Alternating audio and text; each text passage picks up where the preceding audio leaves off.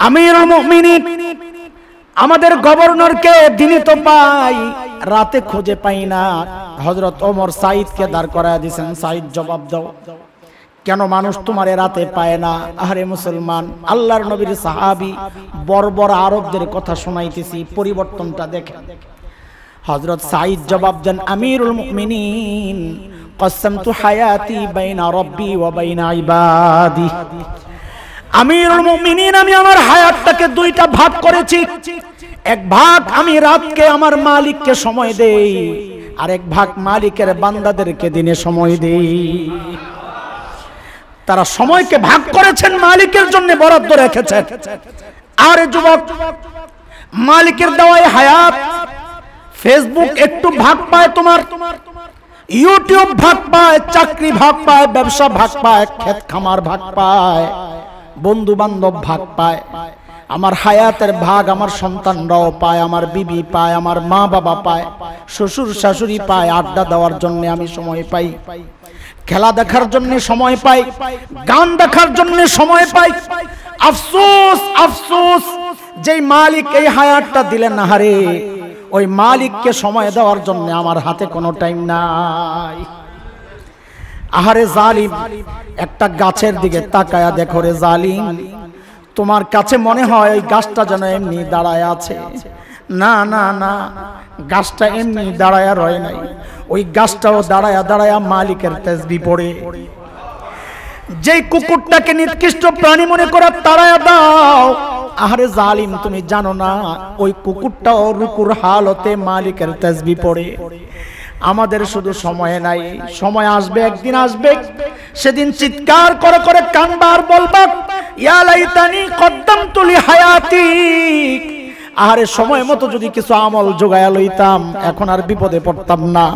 যখন আমল নামা বাম হাতে চলে আসবে, তখন চিৎকার করে করে কানবা আর এই কথা বলবা, ইয়া লাইতানি লাম উতা কিতাবিয়া। আয় আমল নামা যদি আমারে না দেওয়া হইতো, এখন আমি করব কি? আয়াতের শেষে মালিক বলেন, এখন আর করার কিচ্ছু নাই। আল্লাহ আযাবের ফেরেশতাদেরকে হুকুম করে বলবেন, খুযুহু ফাগুল্লু সুম্মাল জাহিমা সাল্লু। এগুলারে বেড়ি পড়ায়া ধর, এগুলারে টাইনা টাইনা নিয়া জাহান্নামে ফালা। সুম্মা ফি সিলসিলাতিন যারউহা ৭০ যিরান ফাসলুকু। ৭০ গজ লম্বা শেকল দিয়া পেঁচায়া টাইনা টাইনা জাহান্নামে লয়া যা। আব্দুল্লাহ ইবনে আব্বাস রাদিয়াল্লাহু তাআলা আনহুমার বর্ণনা, ওই শেকল দিয়া কেমনে পেঁচাবে? বলে শেকলের এক মাথা নাকের ছিদ্র দিয়া ঢুকায়া, আরেক মাথা পায়খানার রাস্তা দিয়া বের করে। এক মাথা নাকের ছিদ্র দিয়ে ঢুকায়া, আরেক মাথা পায়খানার রাস্তা দিয়া বের কইরা পেঁচায়া পেঁচায়া নিয়া জাহান্নামে ফালাবে।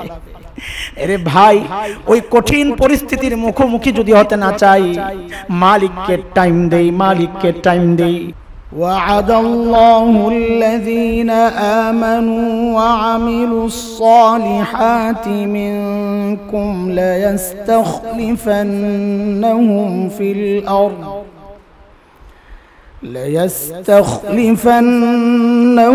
في الأرض كما استخلف الذين من قبلهم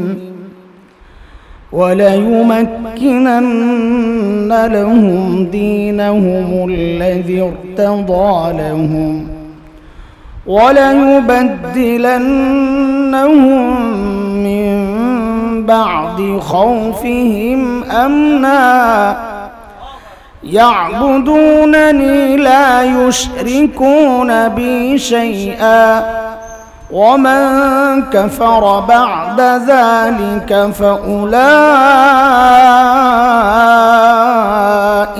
هم الفاسقون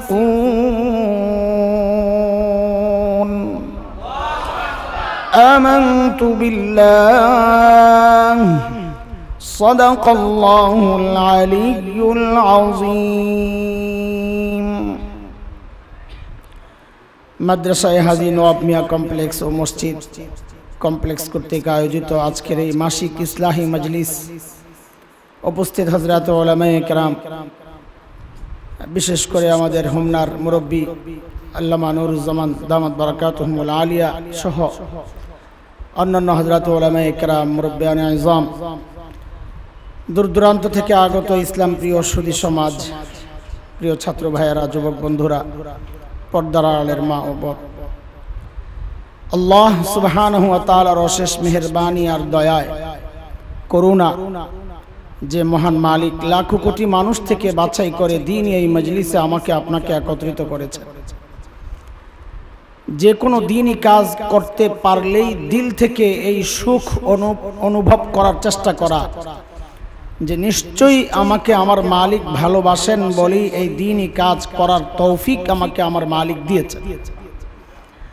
আর ঠিক উল্টা যখন হয়, যখনই আমার দ্বারা কোনো গুনাহ প্রকাশ পাওয়া যায়, তখন ওই চিন্তা করতে থাকা যে নিশ্চয়ই আমার উপর আমার মালিক অসন্তুষ্ট বলেই আমি আমার মালিক থেকে দূরে সরে গুনার মধ্যে লিপ্ত হয়ে গেছি।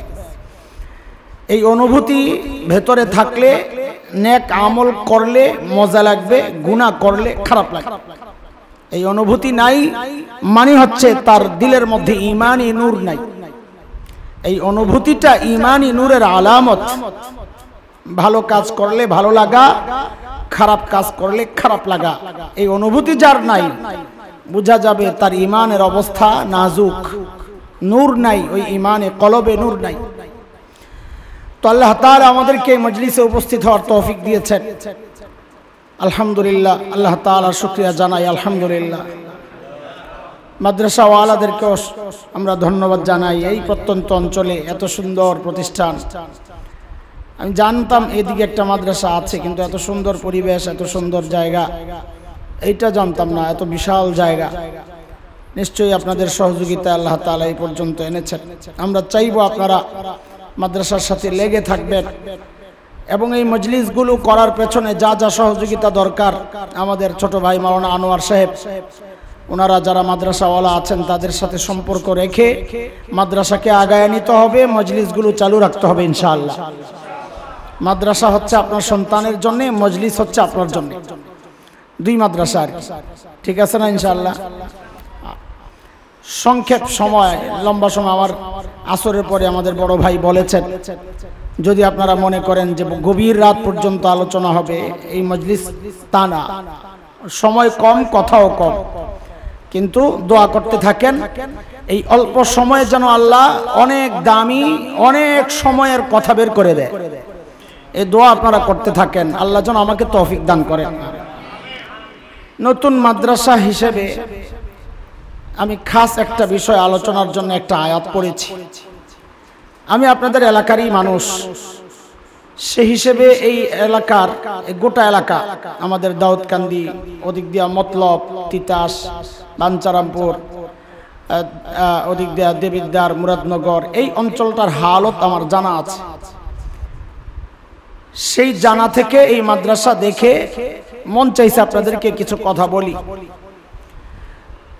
আমাদের দিক তো ঠিক নাই, এক একজনের এক এক দিক, কেউ লাল পতাকার দিকে, কেউ খাজার দিকে, কেউ মাজারের দিকে, কেউ মাদ্রাসামুখী, দিক ঠিক নাই। দিক ঠিক করার জন্য কিছু কথা আজকে আপনাদেরকে শোনাইতে চাই। আমি যে আয়াত পড়েছি এই আয়াতের তর্জমা আমি পরে করব ইনশাআল্লাহ। আগে ভূমিকা হিসাবে লম্বা কথা শুনে নেন, ওই ভূমিকাটাই কথা, শেষে আয়াতটা মিলিয়ে দিব আয়াতটা কেন পড়লাম। আল্লাহ তাআলা দুনিয়ায় যত নবী পাঠিয়েছেন, সমস্ত নবী আলাইহিমুস সালাতু ওয়াস সালামদের আগমনের আগ মুহূর্তে একটা দুনিয়ার এক ভয়ঙ্কর পরিবেশ পরিস্থিতি তৈরি হয়েছে। আল্লাহ তাআলা যখন দেখেছেন আমার বান্দারা ধ্বংসের একদম গহীনে চলে গেছে, দুনিয়ার দিক থেকেও আখিরাতের দিক থেকেও সব বরবাদ, তখন বান্দাকে ওই ধ্বংসের গভীর থেকে রক্ষা করার জন্য ত্রাণকর্তা হিসাবে আল্লাহ তাআলা যোগে যোগে হযরতে আম্বিয়া আলাইহিমুস সালামদেরকে পাঠাইছে। আপনাদেরকে একটা উদাহরণ দেই তাহলে বুঝবেন। নবী মুসা আলাইহিস সালাতু ওয়াস সালামের নাম শুনছেন তো নাকি? গতকাল আশুরা গেল না? আশুরা, আশুরা কি দিবস? শোক দিবস, বিজয় দিবস। বলেন, বলতে কষ্ট লাগতেছে, ভিতরে সমস্যা ঢুকছে, বলেন আমার সাথে, আকীদা ঠিক করেন। আশুরা কি দিবস? জিন্দেগিতে আশুরারে শোক দিবস বলবেন না, শোক দিবস বললে গুনাহ হবে। এতে করে আপনি আমার ইয়াজিদি বানায়া দিয়েন না। যেই হুসাইন রাদিয়াল্লাহু তাআলা আনহুকে কেন্দ্র করে শোক প্রকাশ করেন, ওই হুসাইন রাদিয়াল্লাহু আনহুর নানা সাল্লাল্লাহু আলাইহি ওয়াসাল্লাম বলেছেন আশুরা কি দিবস? কি দিবস না? কেন শোক দিবস না? কারণ নবী আলাইহিস সালাম বলেছেন, বুখারীর হাদিস, হাদিস নাম্বার 1211, হযরত উম্মে হাবিবার বর্ণনা। নবী আলাইহিস সালাম বলেছেন, লা ইয়াহিল্লু লিমরাআতিন তুমিনু বিল্লাহি ওয়াল ইয়াউমিল আখির আন ইয়াহুদ্দা আলা মাইয়িতিন ফাওকা সালাস ইল্লা আলা যাওজ আরবাআতা আশহুরিন ওয়া আশরা। ঈমানদারের জন্য 3 দিনের বেশি শোক প্রকাশ করা জায়েজ না। শুধু স্ত্রী তার স্বামীর জন্য 4 মাস 10 দিন শোক প্রকাশ করে। তো 3 দিন কারবালার ঘটনার পর থেকে এই পর্যন্ত এখনো বাকি আছে না গেছে? তো কিসের শোক প্রকাশ করেন আপনারা? 3 দিনের বেশি শোক প্রকাশ করা, হ্যাঁ এটা বিজয় দিবস। কেন? ওই যে মুসা আলাইহিস সালাম ফেরাউন এবং তার বংশ কিপ্তিদের হাত থেকে আল্লাহ তাআলা এই দিন নবী মুসা আলাইহিস সালাম এবং বনি ইসরাইলকে মুক্তি দিয়েছে। এই জন্য এই দিবসটা কোন দিবস? বিজয় দিবস, মুক্তি দিবস, সুখের দিবস, শোকের না। কিসের? ওই যে মুসা আলাইহিস সালামের কথা বলছি। আল্লাহ তাআলা বনি ইসরাইলদের জন্য মুসা আলাইহিস সালামকে কখন পাঠাইলেন? এটা বুঝার আগে আপনাদেরকে আরেকটা কথা বলি। একটু দুনিয়ার সাথে যাদের সম্পর্ক আছে ওনারা বুঝবেন ভালো, অন্যরাও বুঝবেন ইনশাআল্লাহ, একটু কষ্ট হইতে পারে। ডলার নাম শুনছেন? ডলার, গ্রামের মানুষ। আমেরিকার যে টাকা, আমরা বলি টাকা, মুদ্রা, আমেরিকার মুদ্রারে কি বলে? সচেতন যুবক যারা, বিশেষ করে যুবক ওলামায়ে কেরাম যারা, ওদের এগুলা বেশি শোনা দরকার, আমাদের মাথা খোলা দরকার, দুনিয়া জানা দরকার। ওরা কি কি লাইনে চক্রান্ত করতেছে এগুলা না বুঝলে তুমি ঠেকাইবা কেমনি? আমেরিকান ডলার, $1 বের করলেই দেখবেন, আমার কাছে ছবি আছে, আমি আবার দলিল পকেটে লইয়া তারপরে কথা বলি, আবার কোন ঝামেলায় পড়ে যাই। তো এগুলা যা বলি আমার পকেটে দলিল আছে। আমেরিকান $1 মধ্যে দেখবেন পিরামিডের ছবি। কিসের ছবি? এই জুয়ান পোলাবেন, তোরা তো অন্তত জানোস, কথা ক, কিসের ছবি? পিরামিড কোন দেশে? মাশাআল্লাহ, তো বুড়ারাও জানে, দেখা যায়, এত তার সুবিধা হয়েছে আমার। পিরামিড কোন দেশে? ডলার কোন দেশের? আমেরিকার। আমেরিকার ডলারে কোন দেশের পিরামিড? পেস লাগে একটু, কথা বলেন। আমেরিকায় কি এমন কোন বিল্ডিং ছিল না, এমন কোন স্থাপনা ছিল না যে স্থাপনাটা ওদের ডলারের মধ্যে বসায়া দিত? টুইন টাওয়ার দিয়া দিত, হোয়াইট হাউস দিয়া দিত। ওগুলা না দিয়া ওরা মিশরের পিরামিড কেন দিছে? প্রশ্ন জাগে আপনাদের? একটু জাগছে? আচ্ছা, আলহামদুলিল্লাহ। পিরামিডের ঠিক উপরে একটা চোখ লাগানো। কি লাগানো? কি লাগানো? ডলার কোন দেশের? পিরামিড কোন দেশের? ওই এক চোখ, যে এক চোখ হচ্ছে দাজ্জালের সিম্বল। এটা দাজ্জালের সিম্বল, এক চোখ। গোটা দুনিয়ায় এখন এক চোখের আন্দোলন চলতেছে। এই এক চোখ পিরামিডের উপর কেন আসছে? ওরা এই টাকার, এই ছবির মাধ্যমে দুনিয়াবাসীকে কি মেসেজ দেয়, কি বুঝাইতে চায়? ওরা বুঝাইতে চায় ওই যে ফেরাউন এবং তার বংশের লোকেরা বনি ইসরাইল তথা ইহুদিদেরকে দিয়া এই পিরামিড বানানোর সময় এমন নির্যাতন করেছে, তখন তো ক্রেন ছিল না যে বড় বড় পাথর উপরে ওঠাবে। একজনের কাঁধে ভর দিয়ে আরেকজন বড় বড় পাথর যখন উপরের দিকে ওঠাচ্ছিল, তো এই পাথর পরে পরে হাজার হাজার বনি ইসরাইল ওখানে মারা গেছে। ওরা বুঝাইতে চায় দুনিয়াবাসীর নির্যাতনের এই স্মৃতি স্তম্ভ হচ্ছে এই পিরামিড। ঠিক আছে, ধাক্কায় না, যার আসবে বসবে, যাবে পিছিয়ে যাবে, আপনি দাঁড়ায় দাঁড়ায় ইয়ে করার দরকার নাই, স্লোগান দেওয়ার দরকার নাই, সরে না, আপনিও বসে। এই জুয়ান এই পাশে, এই পাশে বেচারারা বসাইতে চাইতেছে, তোমরা এদিকে আসো, ছাত্র এই চিপায় ঢুকো, তোমার হুজুরের পাশে যায় বসো। জুয়ান খালি ঠেলে, এই ঠেলাঠেলি হলো বনি ইসরাইলের স্বভাব, জানেন না এটা? হ্যাঁ, আল্লাহ তাআলা যখন বনি ইসরাইল যখন বলছেন মান্না সালওয়া আর ভাল লাগে না, লান নাসবিরা আলা তুআমিন ওয়াহিদ, এক জাতীয় খাবার আর ভাল লাগে না। ওই কি খাবি? কয় ভেজিটেবল খাবো, সবজি। খাইতে হইলে তো শহরে যাইতে হবে, উদখুলুল বাব, ওই শহরে ঢুকার সময় সুজ্জাদা, মাথা একটু নিচের দিকে দিয়ে ঢুকবি আর বলবি হিত্তা, আল্লাহ অপরাধ যা করছে আমাদেরকে মাফ করে দেন, এই কথা বলতে বলতে ঢুকবি। বনি ইসরাইল ঈসা জাতি এরা সোজা হাঁটতে হাঁটতে ঢুকে না, যদি মাথাটা একটু ঝুঁকানো হয়ে যায় তো আল্লাহর হুকুম মানা হয়ে যাবে। তো রেওয়ায়েত আসছে লেটকি মারা বইছে। লেটকি মারা তো বুঝেন না, আপনারা না বুঝলে আমি দুনিয়ার কোন জায়গায় যাই লেটকি মারা বুঝাবো? আমাদের এলাকায় তো এই শব্দ বলে, লেটকি মারা বসছে, বৈশা এইবার এই ঘষতে ঘষতে আগাইতেছে। এটাকে আরবিতে বলে আলমাস ফিল ইস্ত, নিতম্ব, পিছনের যে জায়গা নিতম্ব বলি, ওইটার উপর ভর দিয়া বনি ইসরাইল এইভাবে আগাইতেছে, যেন মাথা ঝুঁকা না যায়, আল্লাহর হুকুম মানা না হয়ে যায়। কেইসা তেরা জাতি, এই জন্য এইভাবে ঘইসা ঘইসা আগানো এটা মুসলমানের স্বভাব না। এটা কার স্বভাব বুঝেন না এই কথা? হ্যাঁ, এই জন্য মাহফিলের মধ্যেই বলি এগুলা, উঠতে বললে সোজা উঠা বসা যাবে, ঘষাঘষি এটা ভালো জিনিস না। আল্লাহ তো চলেন আসল কথায় যাই। ওই পিরামিডের উপরে দাজ্জালের এক চোখ, ওরা দুনিয়াবাসীকে এই মেসেজ দিচ্ছে যে এই পিরামিড হচ্ছে ইহুদিরা নির্যাতিত হয়েছে দুনিয়াবাসীর হাতে, এই পিরামিড হচ্ছে ইহুদিদের রক্তের স্মৃতিস্তম্ভ। আমাদের নেতা দাজ্জাল আসতেছে, এই দাজ্জালের মাধ্যমে আমরা গোটা দুনিয়ায় আবার নেতৃত্ব দিব এবং আমাদের সমস্ত নির্যাতনের প্রতিশোধ আমরা নিব। এই মেসেজ ডলারের মাধ্যমে দুনিয়াবাসীকে ওরা দিচ্ছে, আমাদের তো খবর নাই। আমার ওটা বলা মাকসাদ না, ওটা ভিন্ন কথা। উদ্দেশ্য হচ্ছে হযরত মূসা আলাইহিস সালামকে আল্লাহ কখন পাঠাইছেন, এমন চরম নির্যাতনের মুখে যখন মেয়েদেরকে রেখে দিত, ছোট্ট বাচ্চাদেরকে হত্যা করত। দেখেন ফেরাউন এত দুর্দান্ত প্রতাপশালী রব দাবি করছে, খালি রব না, সবচেয়ে বড় রব, আনা রাব্বুকুমুল আলা। অথচ ছোট্ট মূসা আলাইহিস সালামের ভয়ে সব ছেলে মারা শুরু করেছে। কি বোঝা গেল? মানুষ যখন হকের উপর থাকে, সে দুর্বল থাকলেও দুর্দান্ত প্রতাপশালীরা ভয়ে কাঁপতে থাকে। বুঝেন না এই কথা? হ্যাঁ, এইটাই শিক্ষা দুনিয়ার জন্য। আমাদের দুর্বলতা আছে, আমরা দুর্বল, অসহায়, আমাদের কিচ্ছু নাই, আমাদের অস্ত্র নাই, আমাদের সন্ত্রাসী গ্রুপ নাই, কিন্তু ইমানদারদের ইমান আছে। যাদের ইমান আছে ওদেরকে সন্ত্রাসী অপশক্তি, জালেম অপশক্তি ভয় পাইতে বাধ্য। এটা আল্লাহর সিস্টেম। আচ্ছা, ও পোলাবেন তোরা ঠিক কইস না? হযরত মূসা আলাইহিস সালামকে আল্লাহ তাআলা পাঠাইলেন।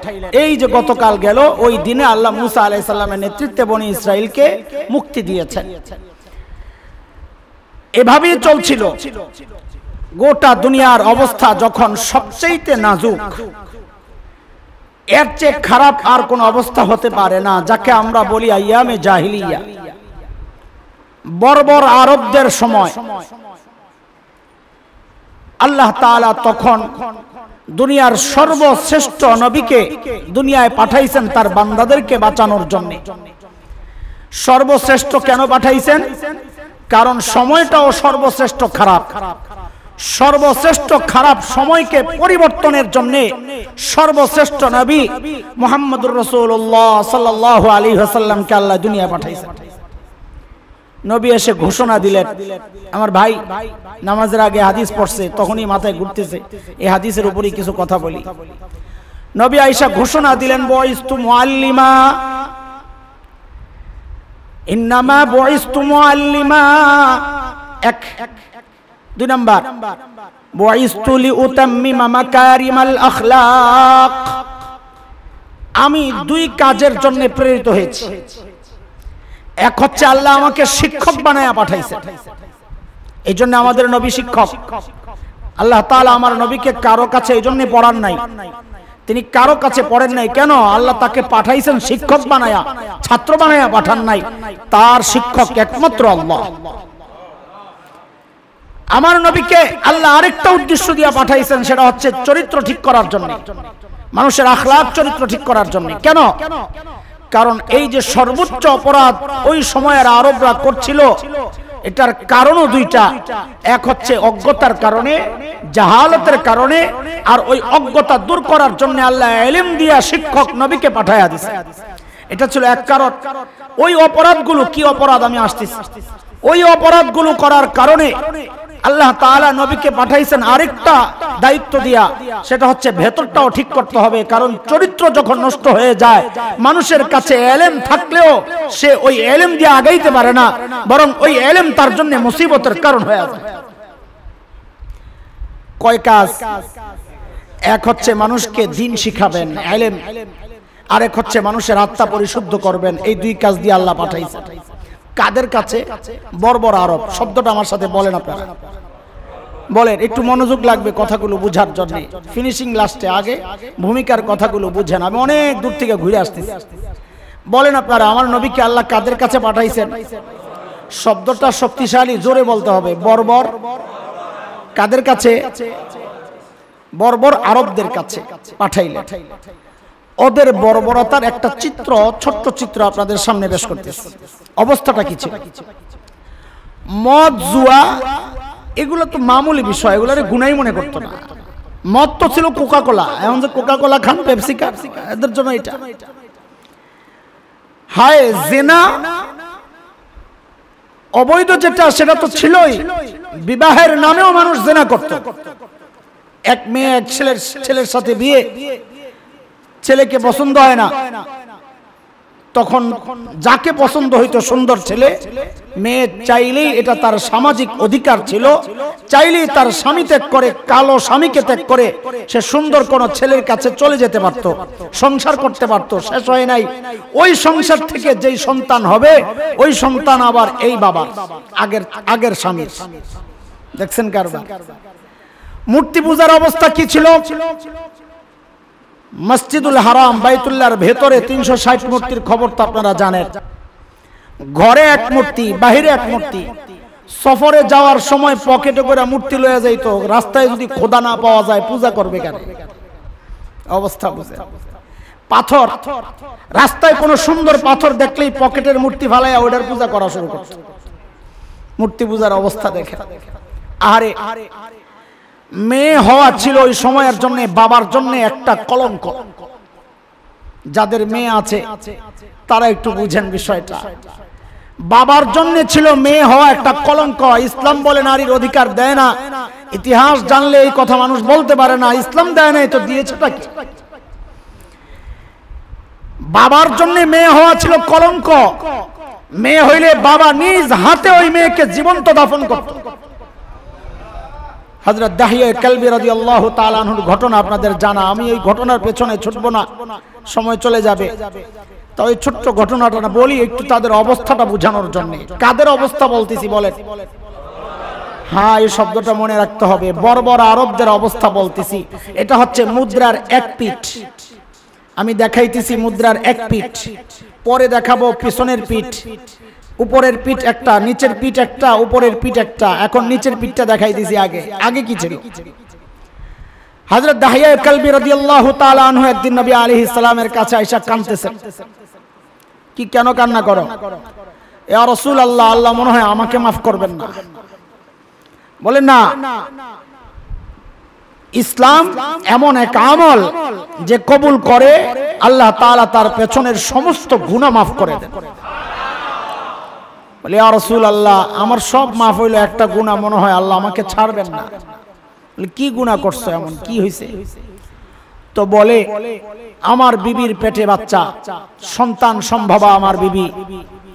আমি সফরে যাব, লম্বা সফর, কয়েক বছরের জন্য বাহিরে চলে যাব। যাওয়ার সময় বিবিকে ওসিয়ত করে গেছি। আবারও আপনাদেরকে মনে করার জন্য বলেই, কাদের আলোচনা করতেছি? বর্বর আরবদের কথা, যাদের কাছে আল্লাহ আমার নবীকে পাঠাইছে। বলি ইয়া রাসূলুল্লাহ, আমি যখন সফরে যাব, আমার বিবিকে যাওয়ার সময় বলে যাচ্ছিলাম, যদি মেয়ে হয় রাখবা না, হত্যা করে ফেলবা। আমি তো চলে যাচ্ছি, তোমাকে দায়িত্ব দিয়ে গেলাম, মেয়ে হইলে কি করে ফেলবা? মেরে ফেলবা, জীবন্ত দাফন। তিনি চলে গেলেন। ঘটনাচক্রে, ঘটনাক্রমে বিবির পেটে মেয়ে হয়েছে। মেয়েটা এত সুন্দরী ছিল, ফুটফুটে, এত সুন্দর, এত সুন্দর, মার মন তো, বাবার জন্য না কলঙ্ক, মা তো পারে না। আবার এত সুন্দর ফুটফুটে বাচ্চা, নামও রাখছে সুন্দরী, আরবিতে রাখছে আর কি, আমি বাংলা বললাম জামিলা, নাম রাখছে কি জামিলা, সুন্দরী। মা আর হত্যা করতে পারে না, মানায় না, কলিজায় মানায় না, কালো হইলেও তো মা পারে না, আবার সুন্দর ফুটফুটে বাচ্চা। আস্তে আস্তে বড় হচ্ছে, মা বাচ্চাটাকে এমন ভাবে ট্রেনিং দিচ্ছে যেন বাবা আসলে বাবার মন ভুলাইতে পারে, কিভাবে বাবাকে ধরতে হবে, বাবা একটা চরিত্র সাজাইছে, বাবা আসলে কিভাবে জড়ায়া ধরে আব্বু আব্বু বলে চিৎকার করতে হবে যেন বাবার মায়া লাগে। এইভাবে ট্রেনিং দিতে দিতে 4 বছর, 4 বছরের বাচ্চা, এগুলা বেশি মায়া লাগে, এগুলার জন্য টুকটুক করে দৌড়ায়। হযরত দাহিয়া কালবি বাড়িতে ফিরছে, দেখে যে আঙ্গিনায় ছোট্ট পিচ্চি ওই ফুটফুটে বাচ্চা ছুটাছুটি করছে। বিবিকে জিজ্ঞেস করলেন ওকে, তো বলে আপনার রেখে যাওয়া বাচ্চা, আমার পেটে যে ছিল সেই বাচ্চা জামিলা। তো খুব রাগ করছেন, আমি না তোমাকে বলেছিলাম তাকে হত্যা করার জন্য, হত্যা করো নাই? তো বলে এমন ফুটফুটে বাচ্চাটাকে আমি কিভাবে মারি, আমি মারতে পারি নাই। আপনিও দেখেন না, ওর মধ্যেই বাচ্চা বুঝে গেছে এটাই আমার বাপ, তার ট্রেনিং অনুযায়ী সে আয়েশা আব্বু আব্বু করে জড়ায়া ধরছে। হযরত দাহিয়া কালবি রাদিয়াল্লাহু তাআলা অস্থির, দ্বিধাদ্বন্দ্ব, কি করব। একদিকে বাচ্চাটার জন্য খুব মায়া লাগতেছে, সে ওই ঢং করতেছে, মা প্র্যাকটিস করাইছে। আরেকদিকে সমাজের চিন্তা যে মানুষ বলবে আমি মেয়ের বাবা, আমি কিভাবে মুখ দেখাবো। বলে ইয়া রাসূলুল্লাহ, রাতে বাচ্চাটা আমাদের দুইজনের মাঝখানে শোয়া, ও কতক্ষণ আমাকে ধরে জড়ায় আব্বু আব্বু করে, কতক্ষণ মাকে জড়ায়, ওর যেটা ট্রেনিং হয়েছে। বলে তার এই ঢং দেখে আমার দিলের মধ্যে আরো বেশি অস্থিরতা, করবটা কি এখন। সকালে সিদ্ধান্ত নিলাম যে না, যত ঢংই করুক, যত ভাবি আব্বু আব্বু বলুক, সমাজের কাছে মুখ দেখাইতে পারবো না, আমি এই বাচ্চা রাখবো না, মেরে ফেলবো। মাকে বললেন বাচ্চাকে সাজায়া দাও। বলে কেন? বলে বেড়াইতে নিয়ে যাবো। মা তো খুশি যে বাবা হয়তো মেনে নিস, বেড়াইতে নিয়ে যাবে। সাজায়া গুছায়া দিছে, দূরে নিয়ে গেছে মরুভূমির মধ্যে। যায়া এক জায়গায় যায়া খাত করতেছে, গর্ত, কবর, জীবন্ত দাফন করবে মেয়েকে। দাহিয়া কালবি বলেন ইয়া রাসূলুল্লাহ, আমি যখন খুঁজতেছিলাম বালু আমার চুলের মধ্যে, দাড়ির মধ্যে যখন লাগছিল, বাচ্চাটা দৌড়ে আইসা এগুলা মুছতেছে, আব্বু ময়লা লাগছে, আব্বু ময়লা লাগছে। ইয়া রাসূলুল্লাহ, আমি মনে পড়লে আমার কলিজা ফেটে যায়। আমি দেখলাম আমার দিলের মধ্যে একটু কেমন জানি লাগছে, অস্থিরতা। যদি এই কাজ থেকে আবার ফেরত আসতে হয় বাচ্চার এই মায়ার কারণে, আমি বললাম বাবা তুমি একটু দূরে যাও, আমি গর্তটা করলে তোমাকে ডাকবো, এখন যাও। কেন করতেছো? পরে বুঝবা। মেয়ে জিজ্ঞেস করে কেন খুঁজতেছো? বলে পরে বুঝবা। মেয়ে দূরে চলে গেছে জামিলা। কিছুক্ষণ পর গর্ত খোঁড়া যখন শেষ, হযরত দাহিয়া কালবি ডাকলেন আম্মু দেখো তো গর্তটার মধ্যে কি একটা দেখা যাচ্ছে। বাচ্চাটা দৌড়ায় আসছে, কাছে যায়, কই দেখে না তো। বলে আর একটু সামনে যাও। তো আর একটু সামনে যখন গেছে, হযরত দাহিয়া কালবি বলেন ইয়া রাসূলুল্লাহ, যেই না খাদের কিনারায় গেছে আমি ওকে ধাক্কা দিয়ে নিচে ফেলাইয়া দিছি। মেয়েটা বুঝে গেছে আমার বাবা আমাকে হত্যা করবে, সে বুঝে গেছে, সে জানে এরকম। নিজ থেকে মেয়েটা চিৎকার করে করে বলছিল এই কথা, দাহিয়া নিজেই বলে চিৎকার করে করে মেয়েটা বলছিল আব্বু আমি ওয়াদা করতেছি আমি কোনোদিন তোমাকে বাবা বলে ডাকবো না, তুমি আমাকে মেরো না বাবা। বাবা ডাকি এটাই তো তোমার জন্য কষ্টের, সামাজিক কলঙ্ক। আমি কোনোদিন ডাকবো না, আমি কোথাও চলে যাব, কিন্তু আমাকে মেরো না বাবা। বলে ইয়া রাসূলুল্লাহ, একদিকে বাচ্চার চিৎকার, আরেকদিকে ওই সমাজের চিন্তা, হায় আমি আমার সমাজকে কি জবাব দিব, আমি বাবার, মেয়ের বাবা, এটা আমার জন্য বড় কলঙ্ক, এই কলঙ্ক মাথায় নিয়ে আমি থাকতে পারবো না। আমি মাটি ফেলা শুরু করলাম। ফেলতে ফেলতে যখন বুক সমান গলা সমান মাটি হয়ে গেছে, মেয়েটা এবার চিৎকার দিয়ে বলতেছে বাবা আমাকে মেরো, কিন্তু আমার একটা জবাব শুধু দাও, আমার আসলে দোষটা কি, কেন মারতেছো, দোষটা কি? বলে ইয়া রাসূলুল্লাহ, তার চিৎকারগুলো মনে পড়লে আমি ঠিক থাকতে পারি না। এই ছিল বর্বর আরবদের অবস্থা। আল্লাহর হাবিব সাল্লাল্লাহু আলাইহি ওয়াসাল্লাম দুনিয়ায় আসলেন। বর্বর আরবদের মুদ্রার এক পিঠ আপনাদেরকে দেখাইলাম, অবস্থাটা কি ছিল। নবী আলাইহিস সালাম আসলেন, মিশন শুরু করলেন, কোরআনী মিশন, কোরআনের তালিম শুরু করলেন, কাছে রেখে রেখে আখলাক পরিবর্তনের চেষ্টা শুরু করলেন। এই দুই মিশনে ওই বর্বর মানুষগুলো এখন কি হয়ে গেল, আল্লাহ তাআলা ওদের সম্পর্কে ঘোষণা দিচ্ছেন, আমিনু কামা আমানান নাস। দুনিয়ার মানুষ ঈমান আনো। তো ওই বর্বর সাহাবী এখন নাম হয়ে গেছে সাহাবী। এখন নাম কি? আগে কি ছিল? এখন নাম কি? বলে ঈমান আনো তো ওদের মতো আনো, মানে ঈমানের জন্য মডেল বানাইছেন সাহাবীদেরকে। তোমার ঈমান ঠিক আছে কিনা, তুমি তোমার ঈমানকে সাহাবীদের ঈমানের সাথে মিলায়া দেখো। বলে তুমি মুত্তাকি দাবি করো, তোমার তাকওয়া ঠিক আছে? বলে আছে। তো কেমনে বুঝলা? বলে সাহাবীদের তাকওয়ার সাথে মিলাও। কেন? আল্লাহ বলেন আমি ওদের তাকওয়ার পরীক্ষা নিয়েছি, ওই পরীক্ষায় ওরা পাস। উলাইকা আল্লাযীনা ইমতাহানাল্লাহু কুলুবাহুম লিত্তাকওয়া লাহুম মাগফিরাতুন ওয়া আজরুন আযীম। বলে ওরাও আমার উপর রাজি, আমিও ওদের উপর রাজি, ওদের জন্য জান্নাত তৈরি করে রাখছি। والسابقون الأولون من المهاجرين والأنصار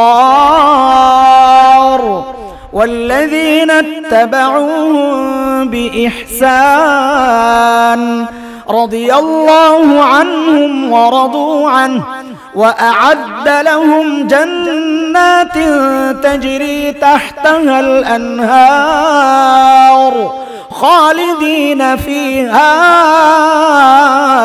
أبدا ذلك الفوز العظيم। আল্লাহ ওদের সম্পর্কে বলেছেন, নবী ডেকে জানায়া দিলেন উলাইকা আসহাবী, এরা আমার সাহাবী, লা তাসুব্বু আসহাবী, আমার সাহাবীদেরকে গালিগালাজ করবে না। আল্লাহু আকবার। ছিল কি বর্বর আরব, আল্লাহর নবীর সোহবত পায়া কোরআনী নূরে নূরানী হইয়া ওই বর্বর আরব হয়ে গেছে। এখন আল্লাহর কাছে দুনিয়ার মধ্যে নবীর ভাষায় খায়রুল কুরুনি কারনি, মানব ইতিহাসের সর্বশ্রেষ্ঠ সময়ের মানুষ হচ্ছে আমার যুগের আমার সাহাবীরা।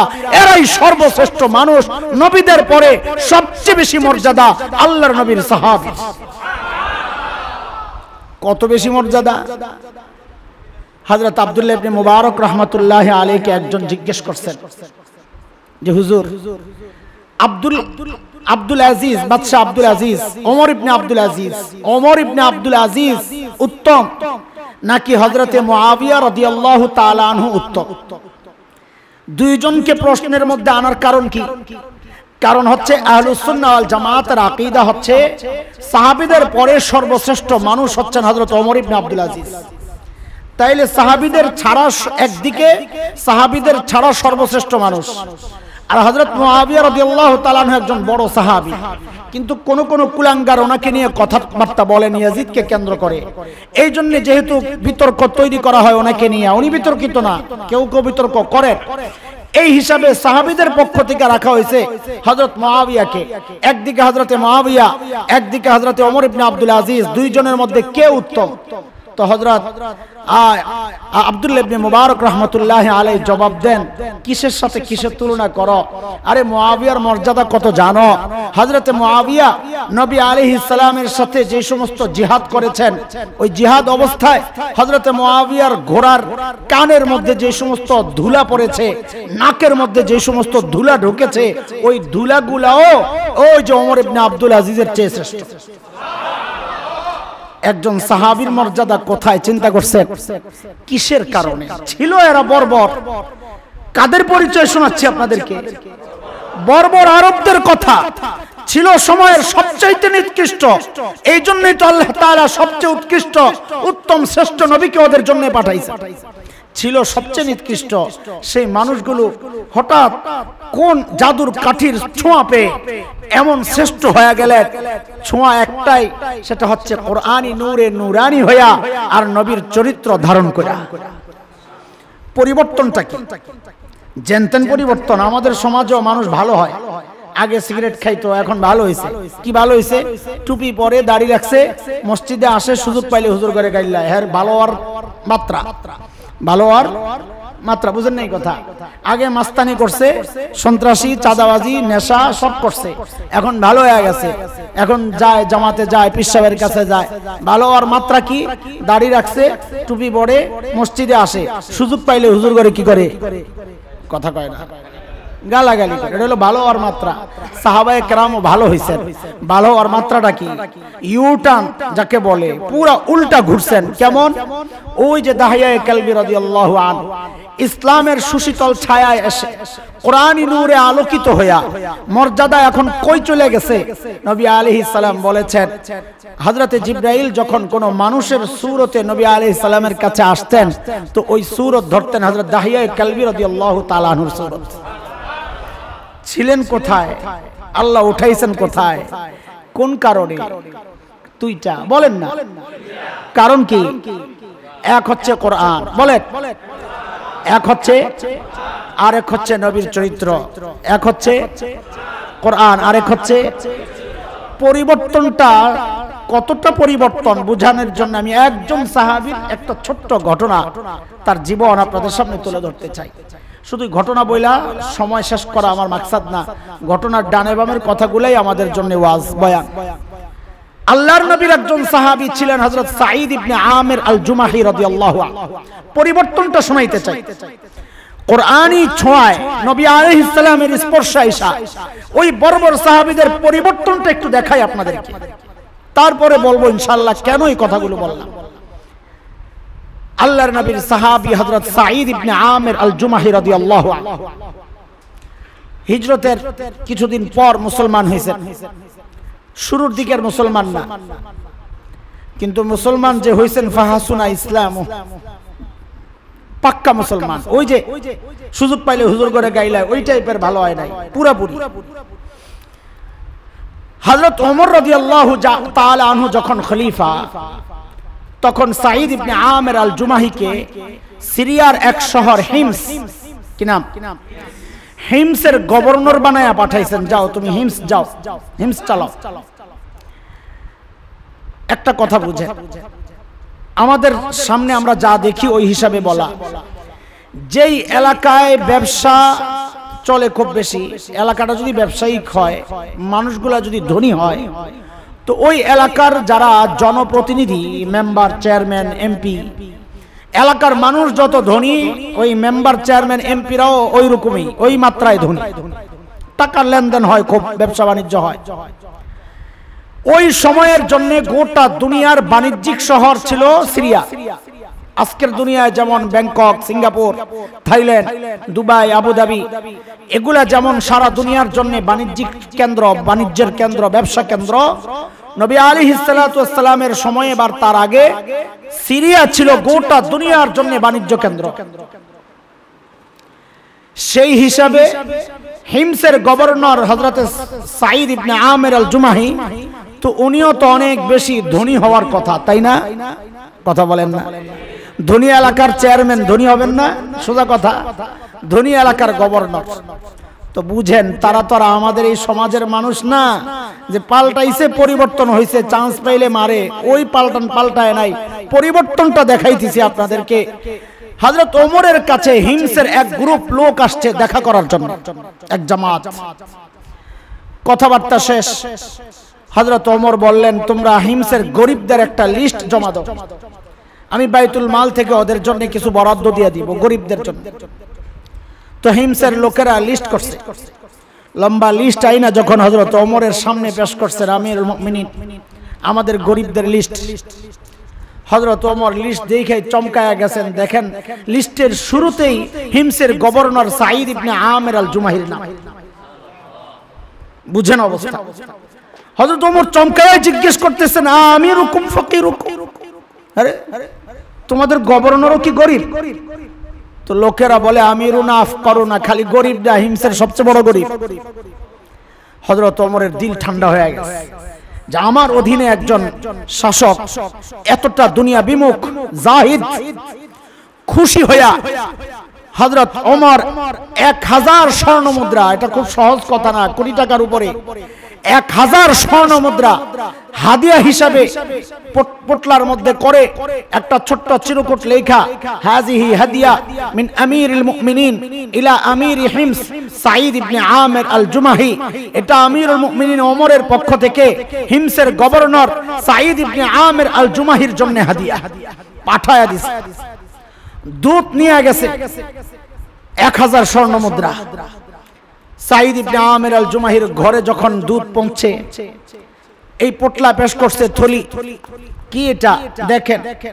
পোটলা খুইলে যখন লেখা দেখছে যে আমিরুল মুমিনিনের পক্ষ থেকে 1000 স্বর্ণ মুদ্রা হাদিয়া, হযরত সাঈদ ইবনে আমির আল জুমাহি সাথে সাথে চিৎকার করে বলে উঠলেন, ইন্না লিল্লাহি ওয়া ইন্না ইলাইহি রাজিউন। কি পড়ছেন? হাদিয়া পাইয়া ইন্না লিল্লাহ পড়ার কথা না, আলহামদুলিল্লাহ। আপনারা কি করতেন জানি না, আমি আমার কথা বলতেছি। আমি যদি এমন একটা পোটলা পাইতাম রে ভাই, ভিতরের ঘরে যায় 4টা লাভ দিতাম আগে খুশি। খুশি খালি পোটলা পাওয়ার কারণে না, আরেক কারণে, সেটা হলো আমিরের সুনজর পড়ছে। এমনি আছে বিপদে বলে পোটলা যাই হোক, প্রধানমন্ত্রীর সুনজর যে পড়ছে আমার উপরে, যাক এটাই আলহামদুলিল্লাহ। এই খুশিতে লাফাইতাম। আর হাদিয়া তো হারাম কিছু না নাকি, হালাল তো নাকি? তো এটা পায়া ইন্না লিল্লাহ পড়ার কথা না আলহামদুলিল্লাহ পড়ার কথা। হযরত সাঈদ পড়ছেন কি? কারণ তিনি তো সাহাবী, আমি তো হাসান জামি, পার্থক্য তো এখানে। ভেতরে বিবি ভয় পেয়ে গেছেন ইন্না লিল্লাহ পড়ার নমুনা দেখা। আবার মদিনা থেকে দূত আসছে, না জানি কোন খবর লয়ে আসছে। বিবি ভেতর থেকে চিৎকার করে উঠছেন, আকুতিলা আমিরুল মুমিনিন। কি ব্যাপার? মদিনা থেকে কি খবর আসছে? আমিরুল মুমিনিন কি শাহাদাত বরণ করছেন নাকি? তা হযরত সাঈদ ইবনে আমির আল জুমাহি জবাব দিচ্ছেন, না, ঘটনা তা না, আমিরুল মুমিনিন মারা যান নাই। তো বিবি আবার জিজ্ঞেস করতেছেন, আকুতিলাল মুসলিমুনা ফি মারিকা, কোন যুদ্ধের মধ্যে মুসলমান ব্যাপকভাবে মৃত্যুবরণ করেছে এমন কোন ঘটনা খবর আসছে? তা হযরত সাঈদ বলেন, না, বিষয় তাও না। তো বিবি বলতেছেন, তাইলে এইভাবে ইন্না লিল্লাহ আপনি কেন পড়েন? আল্লাহু আকবার। হযরত সাঈদের জবাবটা শুনে হযরত সাঈদ ইবনে আমির আল জুমাহি জবাব দিচ্ছেন, উদখিলাত আলাইয়া দুনিয়া লিইহলাকি আখিরাতি, আমার ঘরে আমার আখিরাত বরবাদ করার জন্য আমার ঘরে দুনিয়া ঢুকায়া দেওয়া হয়েছে। আল্লাহু আকবার। পরিবর্তনটা দেখেন, যেই বর্বর আরব একটা পয়সার জন্য 100 বছর যুদ্ধ করেছে, বাবা মৃত্যুর সময় ছেলেকে ওসিয়ত করে গেছে, চলছে লড়াই, চলবে, এই লড়াই থামানো যাবে না, চালায়া যাইবা। সেই আরব নবী আলাইহিস সালামের ছোঁয়ায় কোরআনী নূরে নূরানি হইয়া এখন পরিবর্তনটা দেখেন। 1000 স্বর্ণ মুদ্রা হাদিয়া পাইয়া আলহামদুলিল্লাহ না পড়া পড়তেছে ইন্না লিল্লাহ, আর বলতেছে আমার ঘরে আমার আখিরাত বরবাদের জন্য দুনিয়া ঢুকায়া দাও। সাথে সাথে বিবিকে বললেন, একটা আবেদন করতে চাই তোমার কাছে, বিবির কাছে। তো বিবি বলে, বলেন। রাখবা কিনা? বলেন না দেখি। বলে, আমি চাই এই দুধ আমার ঘরে থাকতে থাকতে 1000 স্বর্ণ মুদ্রা হিমসের গরিবদের মধ্যে তুমি এখনই বিলায়া দিলে। বিবিও তো আর হাসান জামিলের বিবি না, সাহাবীর বিবি, যার সাথে আল্লাহ তাকে ওইরকমই মিলায়। কোরআনের কথা সূরা নূরে আসছে, আল খাবিসাতু লিল খাবিসিনা ওয়াল খাবিসুনা লিল খাবিসাত আত-তাইয়িবাতু লিত-তাইয়িবিনা ওয়াত-তাইয়িবুনা লিত-তাইয়িবাত উলাইকা মুবাররাউনা মিম্মা ইয়াকুলুন লাহুম মাগফিরাতুন ওয়া রিজকুন কারীম। যার সাথে যেমন আল্লাহ মিলায় দেয়। আমি মাঝে মাঝে দুষ্টামি করে বলি, এক সময় বিয়ে করতে গেলে মেয়েকে যারা দেখতে যাইতো জিজ্ঞেস করতো সূরা ফাতিহা জানে কিনা, কয়টা সূরা জানে, নামাজ কয় রাকাত। এখন দিন পাল্টাইছে, যুগ যে পাল্টাইছে একটা প্রমাণ দেখেন আপনারা। আগে যে আপনারা হারিকেন জ্বালাইছেন আর কপি জ্বালাইছেন, আগুন কোন দিকে থাকতো? কথা কয় না। কোন দিকে? আরে এখন দেখেন বাতি লাগাইছে, এরা আলো কোন দিকে? যুগ পাল্টাইছে না ও ভাই, যুগ পাল্টাইছে। তো এখনকার ছেলেরা যায়া জিজ্ঞেস করে কি, নামাজের কথা জিজ্ঞেস করে না, সূরার কথা জিজ্ঞেস করে না, যায়া জিজ্ঞেস করে তোমার ফেভারিট গায়ক কি, সিনেমা কোনটা তোমার পছন্দ, গান কোনটা পছন্দ। আমি বলি এগুলা জিজ্ঞেস করা দরকার। বলা ভাই ঠিকই আছে, তোরা ভালো কাজ করছিস। কেন জিজ্ঞেস করা দরকার? দরকার হলো এজন্য, আমি যে একটা খবিশ দেখি ওইটাও খবিশ কিনা, নাইলে তো সংসার টিকবো না। খবিশে খবিশ তালাশ করে যায়, কথা কন ঠিক কিনা? এই বলা ভাই তোদেরকে বলছি না ঠিক করতে, তোরা ক্যাচ করে উঠলে আমাকে বয়ানের যে একটা আইয়া নষ্ট হয়ে যায়। তোরা বয়া বয়া খালি তাসবিহ পড়বি, ঠিক বলবি না। ক্যাস ক্যাস আওয়াজ হলে মনে হয় যেন পোলাপাইনের মজমা। আসলে তো সব মুরব্বীরা বসে রয়েছে, চিপায় চাপায় দুই তিনটা বইছে, এগুলার আওয়াজ দেখছেন নি কত মজবুত। আল্লাহু আকবার, মাশাআল্লাহ। খেয়াল করে খেয়াল করে হযরত সাঈদ ইবনে আমির আল জুমাহি প্রস্তাব দেওয়ার সাথে সাথে বিবি কয় আলহামদুলিল্লাহ, অসুবিধা নাই, আমি এখনই 1000 স্বর্ণ মুদ্রা ওই হিমসের গরিবদের মধ্যে বিলায়া দিচ্ছি। ওদিক দিয়া দুধ স্বামী স্ত্রী এই সমস্ত কথাবার্তা শুই না অবাক হয়ে গেছে, আরে কোন দুনিয়ায় আসলাম, এরা মানুষ না ফেরেশতা। আল্লাহু আকবার। দ্রুত ফেরত মদিনায়। আমিরুল মুমিনের কাছে যায় বলতেছে কই পাঠাইলেন আমার, এগুলো তো মানুষ না। বলে কি? পুরা ঘটনা শুই না হযরত ওমরও খুশি। আল্লাহু আকবার। এত জাহিদ দুনিয়া বিমুখ আমার সাঈদ খুশি হইয়া হযরত ওমর আবার 1000 স্বর্ণ মুদ্রা পাঠায়া দিয়েছেন, যাও দিয়ে আসো। যায়া যখন হযরত সাঈদের ঘরে ঢুকছে, আবারও বিবিকে হযরত সাঈদ বলেন 1000 স্বর্ণ মুদ্রা বিলায়া দাও। এইবার বিবি বলেন কি, আগে তো পুরাটাই বিলাইছি, আপনি অনুমতি দিলে এইবার অর্ধেক রাখতে চাই। ঘরে কত দরকার, কত দরকার এটা আমি বলতেছি, আসতেছি। ঘরের জরুরত কি ছিল? বলে অর্ধেক রাখতে চাও? বলে হ্যাঁ রাখতে চাই, আপনি অনুমতি দিলে। বলে আলহামদুলিল্লাহ, রাখো রাখো, কোনো সমস্যা নাই। তবে আমরা গরিব মানুষ, এই ভাঙ্গা ঘরে এত দামি জিনিস রাখবা, কখন চোর ডাকাত আইসা এগুলোও নিবে, আমগরও মারবে। তার চেয়ে বরং এগুলারে কারো কাছে আমানত রাখি, এমন একজনের কাছে রাখি আমাদের বিপদের সময় যিনি ফেরত দিবেন, খালি ফেরত দিবেন না, আরো বাড়াইয়া দিবেন। তো বিবি তো খুশি, হাত হয়তো ভালোই হয়, বিপদের সময় পামু, আবার কি পামু, বাড়াইয়া পামু। তো হযরত সাঈদ বলেন তাইলে এই অর্ধেক আল্লাহর রাস্তায় দান করে দাও, কারণ আল্লাহর কাছে আমানত রাখা মানে আল্লাহ আমাদের চূড়ান্ত বিপদ হাসরের মাঠে ফেরত তো দিবেন দিবেন, আরো অনেক বাড়াইয়া দিবেন। বিবি কয় আলহামদুলিল্লাহ, তাতেও আমি খুশি। দুধ শুই না, এইবার আর দেরি নাই, যায়া বলে আল্লাহ এগুলা ফেরেশতা। আগে যায়া বলছে কি এগুলা মানুষ না, এগুলা ফেরেশতা। এইবার যায়া কয় এগুলা ফেরেশতাও না। হযরত ওমর শুই না এত খুশি হইছেন, এত খুশি হইছেন, সাথে সাথে হুকুম জারি করলেন, ওই কাফেলা রেডি করো, আমি আমার সাঈদকে দেখতে যাব। আল্লাহু আকবার তো বলছেন, কিন্তু উপলব্ধি কইরা এর পরে বলেন বিষয়টা এত সহজ না। এখন সেই সৌদি আরব যাবে, বন্ধুকে ফোন দিয়া বলছেন দোস্ত একটা টিকিট পাঠায়া দাও। সে মোবাইলে মেসেজে পাঠায়া দিছে টিকিট, এয়ারপোর্ট দেখাইছেন, আপনার বোর্ডিং কার্ড দিয়া দিছে, গেছেন গা। ওই সময়ে মদিনা থেকে হিমসের উদ্দেশ্যে রওনা দিয়া যাওয়া আমিরুল মুমিনিনকে, ওমরকে মদিনা ছাইরা চলে যাওয়া, যখন সারা দুনিয়ার হায়েনারা মদিনায় আক্রমণের জন্য ওত পাইতা রইছে, খাপ পাইতা রইছে কখন হামলা করবে, ওই সময় আমিরুল মুমিনিন মদিনা ছেড়ে যাওয়া বিষয়টা অত সহজ ছিল না দোস্ত। কিন্তু হযরত ওমর মনে তামান্না, আমার সাঈদকে আমি দেখতে যাব। রওনা দিয়েছেন হিমসের উদ্দেশ্যে। মানুষ, হিমসের মানুষ এই খবর শুই না আমিরুল মুমিনিন আসতেছে, নবী আলাইহিস সালামের শ্রেষ্ঠ সাহাবী আসতেছে, গোটা হিমস ভাঙা পড়ছে, বৃদ্ধ যুবক পুরুষ মহিলা পিচ্চি যা আছে সব ভাঙা পড়ছে হযরত ওমরকে দেখার জন্য। হযরত ওমর বিশাল মজমা, ওমর বসছেন চেয়ারে, পাশে সাঈদ ইবনে আমির আল জুমাহিকে বসাইছেন। হযরত ওমরের মনে মনে চিন্তা, এত মানুষ যেহেতু একসাথে পাইছি, আমার গভর্নরের একটু পরীক্ষা লয়ে এলো, যা শুনছি ঠিক আছে কিনা। মানুষকে জিজ্ঞেস করলেন, এই জনতার আদালতে গভর্নরকে দাঁড় করাইয়া দিছেন, এই হিমসের মানুষ, বলো তোমরা তোমাদের গভর্নরের বিরুদ্ধে তোমাদের কারো কোনো অভিযোগ আছে?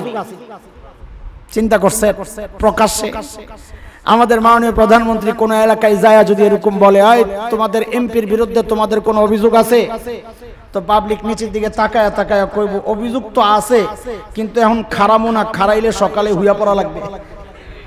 কথা কন, এটাই ইসলামী শাসন ব্যবস্থার সৌন্দর্য। আহা, বুঝলেন না? সিল মারো ভাই, সিল মারো। কারে মারলা? তোমার কি লাভ হইল?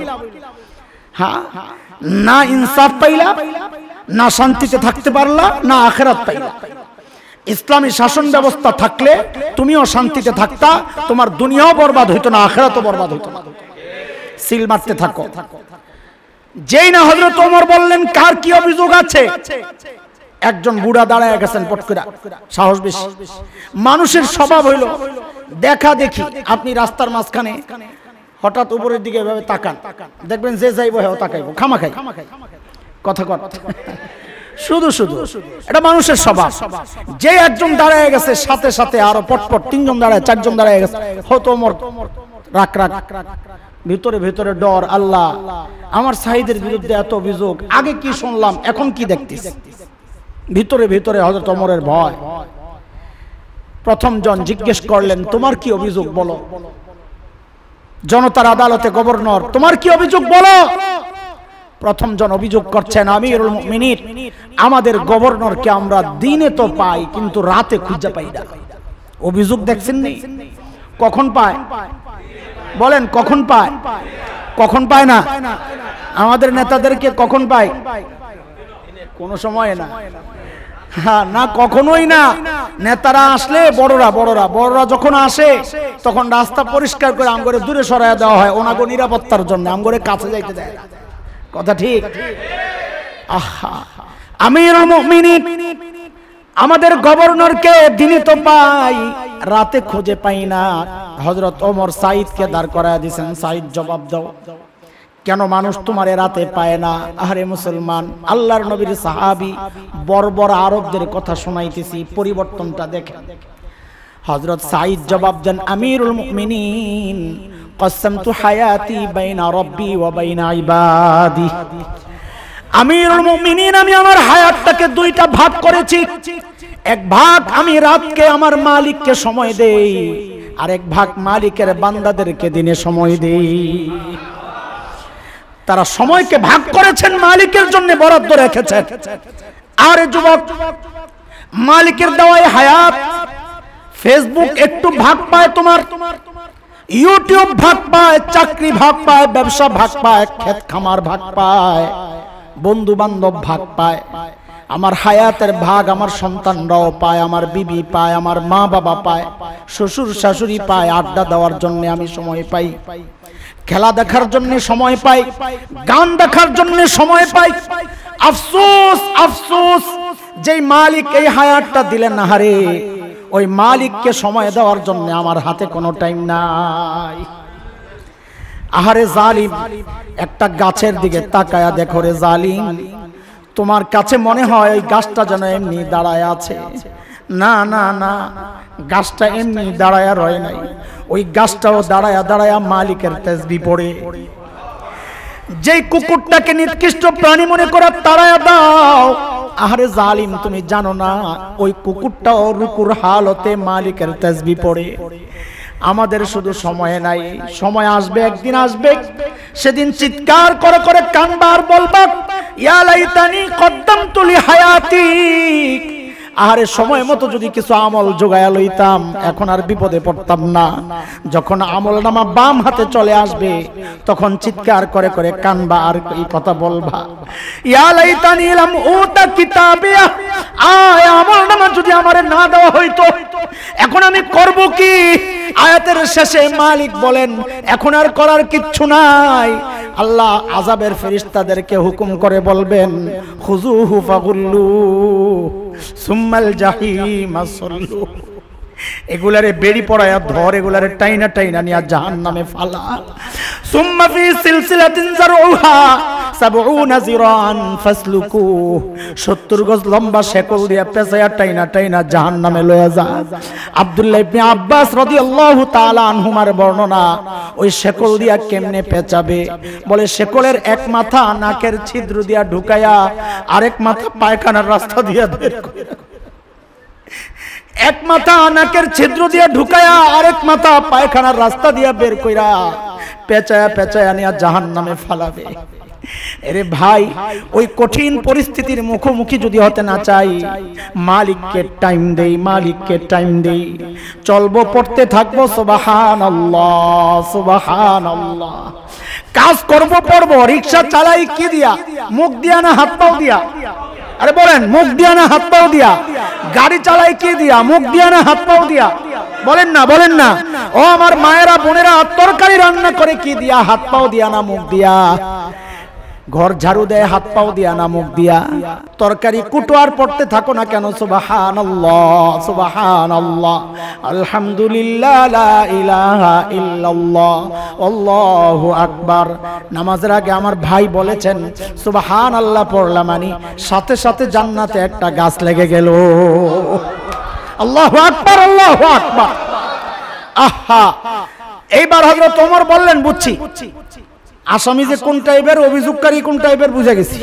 ঠিক আছে, দাঁড়াইছো যখন বলো তোমার কি অভিযোগ বলো।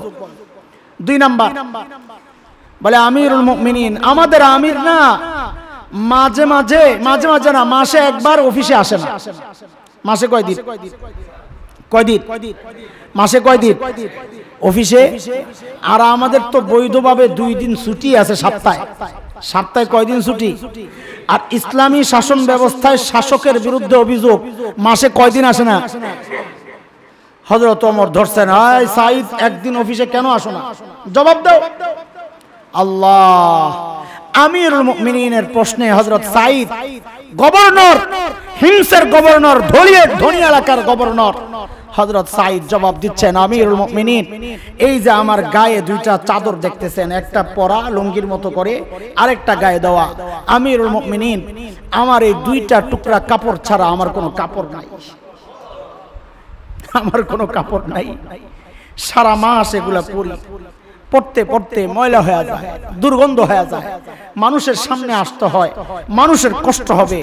এই জন্য একদিন আমি বেছে নেই, ওই উপরের চাদরটা ধুইয়া দেই, ওইটা যখন শুকায় ওইটা পরি, নিচেরটা আবার ধুইয়া দেই, ওইটা যখন শুকায় আবার ওইটা পরি। এমন করতে করতে আমার দিন চলে যায় আমিরুল মুমিনিন, ওই দিন আমি অফিসে আসতে পারি। কত সেট কাপড়! আরে আপনাদের কথা বলছি না, আমার কথা বলতেছি, আমি আমাকেই বলতেছি, আপনাদের যদি উপকার হয়। কত সেট কাপড় নিয়ে চলতেছি। পরিবর্তনটা দেখেন, আমি শুধু পরিবর্তনটা দেখাইতেছি, গল্প শোনানো মাকসাদ না।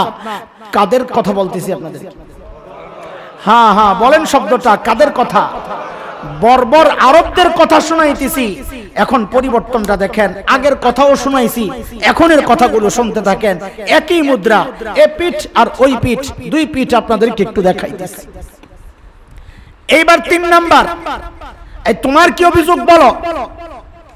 তো 3 নাম্বার ব্যক্তির অভিযোগ, আমিরুল মুমিনিন, আমাদের গভর্নর মাঝে মধ্যে অফিসে দেরি করে আসে, সকালবেলা মাঝে মধ্যে অফিসে দেরি করে আসে। এটা তো বড় খারাপ কথা। সাইদ জবাব দাও, অফিসে কেন দেরি করে আসো? হযরত সাঈদ ইবনে আমির আল জুমাহি রাদিয়াল্লাহু আনহু জবাব দিচ্ছেন, আমিরুল মুমিনিন, আমি গরিব মানুষ, আমি গরিব মানুষ, আমার ঘরে কোনো কাজের লোক নাই। খেয়াল করে, আমার ঘরে কোনো কাজের লোক নাই। একজন গভর্নরের কথা, আমার ঘরে কোনো কাজের লোক নাই। আহা, মাঝে মধ্যে যদি একটু আটার ব্যবস্থা হয়, সব সময় তো হয় না, মাঝে মধ্যে যদি একটু আটার ব্যবস্থা হয়, তো স্বামী স্ত্রী 2 জন মিলে সকালে 2টা রুটি বানাই।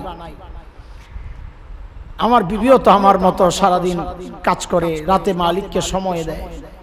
ওই স্বামী স্ত্রী 2 জন মিলে 2টা রুটি বানায় খাই। অতটুকু সময় মাঝে মধ্যে আসতে দেরি হয়ে যায়, এটাই কারণ, আর কোনো কারণ নাই। আল্লাহু আকবার। হযরত ওমর বুঝে গেছেন। 4 নাম্বার ব্যক্তিকে দাঁড় করায় দিছে, এই তোমার কি অবস্থা, কি অভিযোগ কি? বলে আমিরুল মুমিনিন, আমাদের গভর্নর মাঝে মধ্যে অফিসে আয়া বেহুশ হয়ে যায়। কি হয়ে যায়? এটা তো বড় চরম খারাপ। ইসলামী শাসন ব্যবস্থায় শাসকের জন্য মৌলিক দুইটা যোগ্যতা লাগে, বাস্ততান ফিল ইলমি, বাস্ততান ফিল জিসমি। শারীরিক সক্ষমতা, শিক্ষাগত যোগ্যতা এখন একটাও লাগে না। এখন এটা থাকলে আর মাল থাকলেই কাম হয়ে যায়। দুনিয়া, পুরা দুনিয়ার সিস্টেমই এটা। ইসলামী শাসন ব্যবস্থা সৌন্দর্য এটা। ইলমি যোগ্যতা লাগবে। মূর্খ দায়িত্ব আদায় করবে না রাষ্ট্রের। শারীরিকভাবে অক্ষম ব্যক্তি রাষ্ট্রের দায়িত্ব আদায় করবে না, যেন জনগণের আগে সেই রাষ্ট্রকে রক্ষার জন্য ঝাঁপায়া পড়তে পারে। সে নিজেই চলতে পারে না, হুইল চেয়ার দিয়ে চালাইতে হয়, তার অন্যরা তাকে ঠেলে ঠেলে চালায়, সে রাষ্ট্র কেমনে চালাবে? এটা ইসলামী শাসন ব্যবস্থা এটা এলাও করে না। যাই হোক, কেন বেহুশ হয়? লম্বা ঘটনা। এক সাহাবীকে মারতে দেখা কাফেররা মারছে, সহ্য করতে পারে না, ওটা মনে পড়লে বেহুশ হয়ে যায়। লম্বা ঘটনায় গেলে আমার সময় নাই, আমি চলে যেতে হবে, আজান দিবে। আমি শুধু বলতে চাচ্ছি পরিবর্তনটা কি একটু দেখছেন? কথা বলে, আমার কথা বুঝেন নাই এতক্ষণ। আগে কাদের কথা বলছি? এখনো তাদের কথাই বলতেছি। কাদের কথা? বর্বর আরবদের কথা। আগের অবস্থা আর এখনের অবস্থা পরিবর্তনটা কি খুব অল্প না বিশাল? এই যে পরিবর্তনটা কিসের কারণে বলেন? বলেন না একটু। কোরআন আর সুন্নাহর কারণে, তাই তো? এটা ঠিক আছে? কথা বলে না। এটা ঠিক আছে? যদি ঠিক থাকে আমি জিজ্ঞেস করি, ওই কোরআন তো এখন নাই, আগেরটাই আছে, পুরানো হয়ে গেছে। কথা কয় না? দুর্বল হয়ে গেছে না আগেরটাই? একরকমই। আগেরটা যেমন আল্লাহর কালাম, এখনটাও আল্লাহর কালামই, বানানো কিছু না, সব একরকম, এক ফোঁটারও পরিবর্তন নাই। আরে বিশ্বাস করলে তুই ইমানই যাবে গা। পরিবর্তন হয়েছে, বিশ্বাস করলে কি যাবে গা? তো ওই কোরআনই তো এখন আমাদের কাছে, ওই হাদিসই আমাদের কাছে। আমরা আমাদের উন্নতির জন্য, আমাদের সন্তানের ক্যারিয়ারের জন্য কোন রাস্তায় ঘুরতেছি? সাহাবায়ে কেরাম উন্নতি করেছেন কোন রাস্তায়? হযরত ইমাম মালিক বলেছেন একটা কথা রাহিমাহুল্লাহ, লা ইয়াসলুহু আখিরু হাযিহিল উম্মাহ ইল্লা বিমা সালুহা আউয়ালুহা। এই উম্মতের শেষ জমানার মানুষ, আগের জমানার মানুষেরা যেই রাস্তায় জয় পেয়েছে, শান্তি আর নিরাপত্তা পেয়েছে, নিজেদের আত্মা পরিশুদ্ধ হয়েছে, আখিরি জমানার মানুষের রাস্তাও ওই একটাই। ভিন্ন পথে তাদের উন্নতি সাধন কোনোভাবেই সম্ভব না। আপনি ইহুদি আর খ্রিস্টান নাসারাদের পথ অবলম্বন করে মুসলমান হইয়া উন্নত জীবন গড়বেন, কসম আল্লাহর এটা অসম্ভব। ওদের রাস্তা একটা উন্নতির, আমাদের রাস্তা একটা। মুফতি তাকি ওসমানী দামাত বারাকাতুহুমুল আলী একটা চমৎকার উদাহরণ দিয়েছেন। উদাহরণটা শোনাই আমি ফিনিশিং এ টান দিব ইনশাআল্লাহ। এক এলাকার, গোটা এলাকার মানুষ বোকা। কি বোকা? বুঝেন তো না? বুদ্ধি শুদ্ধি নাই। ওই এলাকার এক বোকা কেমনে কেমনে জানি খেজুর গাছের মাথায় উঠে গেছে। কোন জায়গায়? খেজুর গাছের মাথায় ওঠাটা খুব সহজ, সুবারি আর নারকেল গাছের মতো। কথা কয় না? না কঠিন। ওইটা এখন আর নামতে পারে না, কারণ ওঠাটা যতটা কঠিন, নামা তার চেয়ে বেশি কঠিন। কাটা বিনবে। এখন তো নামতে পারে না, উপরে বৈশা বৈশা কেওমাও চেওমাও করতেছে, মানুষও বুঝতেছে না ওরে কেমনে নামাবে। তো একজন আইসা কয়, আও একটা কাম করো। বলে কি? কয় পাশের এলাকার মানুষগুলা চালাক, ওখান থেকে একজনরে ভাড়া করে আনো, হায়ার করে, এর বুদ্ধি দিয়া দেখো নামানোর ব্যবস্থা করা যায় কিনা। এটা ভালো বুদ্ধি। পাশের এলাকার থেকে এক লোককে ধরে লয়ে আইছে। কি হয়েছে ভাই? আমার এই লোক, আমাদের এই লোক খেজুর গাছের মাথায় উঠছে, এখন নামতে পারে না। এখন কি করা? এটা কোনো ব্যাপারই না, এটা নামানো একদম ইজি বিষয়। তারা তো মনে করছে, ভরসা রাখছে, চালাক মানুষ। আমাদের করণীয় কি? তাকো তোমাদের করণীয় সোজা। একটা মোড়া লম্বা রশিল, মোড়া লম্বা রশিল, দড়ি আর কি, দড়ি তো লম্বা মোটা রশি লয়ে আইছে। এক মাথা খেজুর গাছের মাথায় ওঠানোর ব্যবস্থা করে। তো ওই রশি খেজুর গাছের মাথায় উঠাইছে। এইবার হেরে বলতেছে, ও ভাই, তুমি ওই মাথারে তোমার কোমরের লগে শক্ত করে বাঁধো। ওই বেড়া ও কোমরের লগে শক্ত করে বাঁধছে। এইবার নিচে যারা আছে একবারে ওই সালাকে কইতাছে কি, আমি যখন হ্যাঁ বলবো সবাই এক লগে টান দিবা। তো যেই হ্যাঁ কইছে সবাই দিছে একসাথে টান, ওই বেটা সিল্লা মিল্লা কাড়া গোড়া ঢুক্কা মইটা বিনাশ নিচে ঠাস করে পইরা মরে গেছে। এখন তো এলাকার সব মানুষ ধরছে ভাই তুমি কামড়া করলা, এতক্ষণ জেতা আছিল আমাকে একটা সুখ আছিল, মরেই গেল, আমি কি জানি মরে যাব। তো এইটা কোন ব্যবস্থা? এটা তো আমরাও বুঝি, এটা বাঁচানোর কোন ব্যবস্থা? আমার দোষ কি? আমি তো কয়দিন আগে এইভাবে একজনকে বাঁচাইছি। কারে বাঁচাইছো? আমার এলাকায় এক লোক কুয়ার মধ্যে পড়ে গেছে। কোন জায়গায়? কথা বুঝেন নাই? কই পড়ছে? আরে কই পড়ছে? কুয়ায় পড়ছে। তো তারে তো আমি রশি দিয়ে পেঁচাইয়া হ্যাঁ করে সবাই মিল্লা টান মারছি, এক লগে উপর টাকা জায়গা, তারে তো আমি বাঁচাইয়া লাইছি। হযরত মুফতি তকি ওসমানী বলেন, আরে দেখো কুয়ায় পড়া মানুষ রক্ষার জন্য, উন্নতির জন্য রাস্তা একটা। খেজুর গাছের মাথায় যে একই রাস্তা যদি তার জন্য ব্যবহার করো, তার জন্য মরণ ছাড়া উপায় নাই। যারা ইহুদি নাসারা মুশরিক, ওরা তো ধ্বংসের খাদের মধ্যে পয়রা আছে, ওদের উন্নতির রাস্তা একটা, মুক্তির রাস্তা একটা। তুমি ইমানদার, আল্লাহ তোমাকে উপরে রাখছেন, সম্মানিত করেছেন। তুমিও যদি তোমার মুক্তির জন্য ওদের রাস্তা আপন করো, ওদের রাস্তা অবলম্বন করো, তোমার কবলে মুক্তি মিলবে না, তুমি ধ্বংস হবা, তুমি নির্যাতিত হবা, তুমি ওদের জুলুমের শিকার হবা, তুমি শেষ হয়ে যাবা, তোমার উন্নতি জিন্দেগিতে হবে না। ও মুসলমান, এই যে মাদ্রাসা হয়েছে, আপনারা খুশি না নারাজ? একটু দিল থেকে কণ্ঠ। মনের এখানে একটা কথা আমরা বলে যাই, দায়িত্ব নিয়ে মাদ্রাসাওয়ালা হওয়ার কারণে না, একজন সচেতন মানুষ হিসাবে কথাটা বলছি। একটা এলাকার জন্য আল্লাহর পক্ষ থেকে সবচেয়ে বড় নিয়ামতের নাম হচ্ছে কওমি মাদ্রাসা। এটা আমি দায়িত্ব নিয়ে বলছি। কারো যদি সংশয় সন্দেহ থাকে আপনি আমার সাথে কথা বলেন, আমি কোরআনের আয়াত দিয়ে দলিল দিয়ে আপনাকে বুঝাইয়া দিতে পারবো ইনশাআল্লাহ তাআলা। আমি আগেই বলেছি, আমি বলার আগে দলিল আমার পকেটে আমি রেখে নেই, যেন কেউ আমাকে প্রশ্ন না করে, আমি যেন আটকায়া না যাই। ওই কথা বলবো না যে কথার দলিল নাই। তো আপনাদেরকে দায়িত্ব নিয়ে বলছি যে আপনারাও যদি আপনাদের উন্নতি চান, আপনারাও যদি আপনাদের শান্তির জীবন চান, সাহাবায়ে কেরাম বর্বর আরব যে কোরআনকে বুকে ধারণ করে এই উন্নতির চরম শিখরে পৌঁছে আল্লাহ তাআলার পক্ষ থেকে স্বীকৃতি পেয়েছে, ওই কোরআন তো এখনো আছে, ওই হাদিসও আজও আছে। ওই কোরআন আর সুন্নাহ যদি বুকে জড়ানো যায়, ইলমের সাথে যদি নিজেদেরকে জুড়া যায়, ইনশাআল্লাহ ইনশাআল্লাহ দুনিয়ায়ও শান্তি, আখিরাতেও শান্তি ইনশাআল্লাহ। আমরা পারি নাই তাতে কি? আমরা এই মজলিসগুলোতে আইসা নিজেদের আত্মপরিশুদ্ধের মেহনত করব, আমাদের সন্তানদেরকে মাদ্রাসায় পাঠাইয়া দেব ইনশাআল্লাহ। এমন একটা এলাকায় এমন একটা মাদ্রাসা থাকা সত্ত্বেও যদি সন্তান হাফেজ হইতে না পারে, আলেম হইতে না পারে, এর চেয়ে বড় দুর্ভাগ্যের কথা আমাদের জন্য আর কিচ্ছু নাই। এই জন্য ইনশাআল্লাহ আমরা ওয়াদা করি ইনশাআল্লাহ যে মাদ্রাসাওয়ালাদেরকে অর্থ দিয়া, সম্পদ দিয়া সাহায্য সহযোগিতা করি আর না করি, আমাদের ওগুলা কম দরকার। আমাদের বেশি দরকার আপনাদের দুইটা জিনিস। আমাদের বেশি দরকার আপনাদের দুই জিনিস। এক হচ্ছে আপনাদের দোয়া দরকার। এই মাদ্রাসাগুলোর জন্য আপনাদের কি দরকার? দোয়া দরকার। দুই নাম্বার দরকার আপনাদের সন্তান। আপনাদের সন্তান দরকার আমাদের। আপনাদের সন্তানগুলা দেন, এখান থেকে হাফেজ বের হবে, আলেম বের হবে। বাবা হিসাবে এর চেয়ে সৌভাগ্যের কথা আর কি হতে পারে? আমি তো বলি একজন মানুষের জন্য সবচেয়ে সৌভাগ্যের কথা হচ্ছে তার জানাজা তার সন্তান পড়াইতেছে। এর চেয়ে সৌভাগ্যের কথা। আমি ধানমন্ডিতে আমার থাকা, যারা চিনেন তো জানেনই, ঢাকার একটা ধনী মানুষদের এলাকা। একদিন আমি কথা বলি শেষ করবো। একদিন আমার মসজিদে একটা জানাজা আসছে, বড় মানুষের ছেলে, আমেরিকা থাকে, বড় ডক্টর, হ্যাঁ পিএইচডি করা, আমেরিকার এক ইউনিভার্সিটিতে পড়ায়। তো বাবা মারা গেছে, ওই লাশ রেখে দিছে হসপিটালে। ছেলে আসছে, জানাজা আসছে মসজিদে, জানাজা পড়াবো। এখন দেখি ওই ছেলে পিএইচডি করা ডক্টর হাউমাউ করে কান্না শুরু করছে, চিৎকার করে।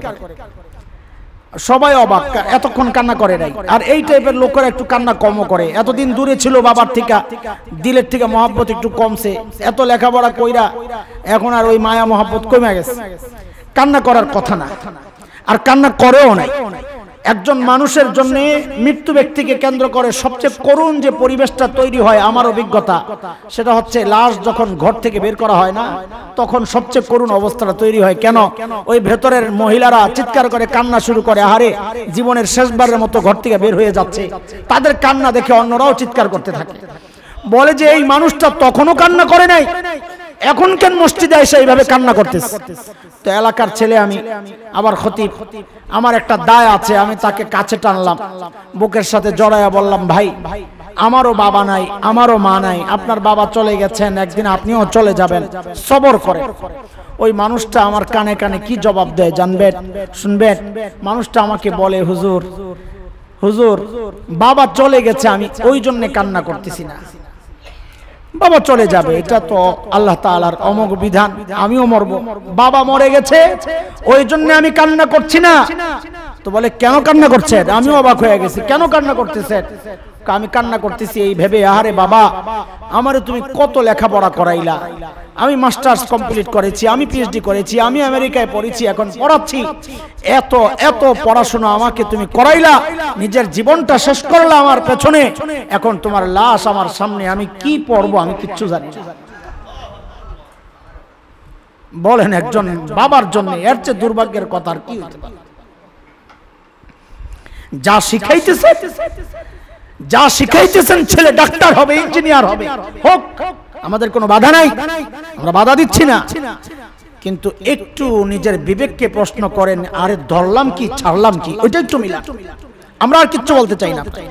আপনাকে বলবো না আপনার ছেলেকে স্কুল থেকে আইনা মাদ্রাসায় দেন, আপনাকে বলবো না ডাক্তার বানায়েন না, আমার দরকার, আমার ডাক্তার দরকার, ইঞ্জিনিয়ারও দরকার, আমি বাড়ি বাড়াবো কেমনে, আমার চিকিৎসা কে করবে দরকার। আমি বলবো না আপনার সন্তানকে ওখান থেকে এখানে নিয়ে আসেন, আমি শুধু আপনার বিবেকের কাছে একটা প্রশ্ন ছুড়ে দিলাম, আপনি ঘরে গিয়ে এখন চিন্তা করতে থাকেন, ধরলাম কি ছাড়লাম, আর কিচ্ছু না। বলেন ধরলাম কি ছাড়লাম, বাস এটাই কথা। ধরলাম জাগতিক শিক্ষা, ধরলাম দুনিয়া, ছাড়লাম কোরআন, ছাড়লাম নবীর সুন্নাহ, যে কোরআন আর সুন্নাহ দিয়া ওই বর্বর আরব শ্রেষ্ঠ মানুষ হয়ে গেছে, আমি ওইটা ছাড়লাম। আমারও সুযোগ ছিল কোরআনকে আঁকড়ে ধরে, সুন্নাহকে আঁকড়ে ধরে ওদের মতো শ্রেষ্ঠ মানুষ হওয়ার সুযোগ আমারও ছিল, আমি ধরলাম কি ছাড়লাম কি, বাস এটাই আপনি বলতে থাকেন, ধরলাম কি ছাড়লাম। সমাধান আপনার কাছে, আমরা প্রস্তুত আছি। আপনি যতন করে যদি কোনো চিন্তা করতে চান যে যা করছি করছি, ভুল করছি, এখন আবার আসল জায়গায় হাত দিতে চাই, আমরা প্রস্তুত আছি আলহামদুলিল্লাহ। আমাদের কাজই এটা, আমাদের কাজই এটা, আপনাদেরকে মালিকের সাথে জুড়ে দেওয়া। আমরা জুড়েছি, আমরা খুশি। আমি বলি ইলম শিখার কারণে আমাদের অন্তরে যে আনন্দ, আমাদের অন্তরে যে আনন্দ, এটা যদি আপনাদেরকে দেখাইতে পারতাম তো সব বাদ দিয়ে মাদ্রাসায় এসে পড়তে, কোরআন শুদ্ধ পড়তে পারি, অন্তরে এই যে একটা আনন্দ, আল্লাহু আকবার। আপনি চাইলেই তো রাস্তায় হাইটে কোরআন শরীফ পড়তে পারেন না, না পারেন? আমরা তো গাড়িতে বৈশা বৈশা তিলাওয়াত করতেছি, আস্তে আস্তে তিলাওয়াত করছি আলহামদুলিল্লাহ, হাঁটতে হাঁটতে তিলাওয়াত করতে পারতেছি, যেখানে যাই তিলাওয়াত করতে পারি, আল্লাহ শুকর।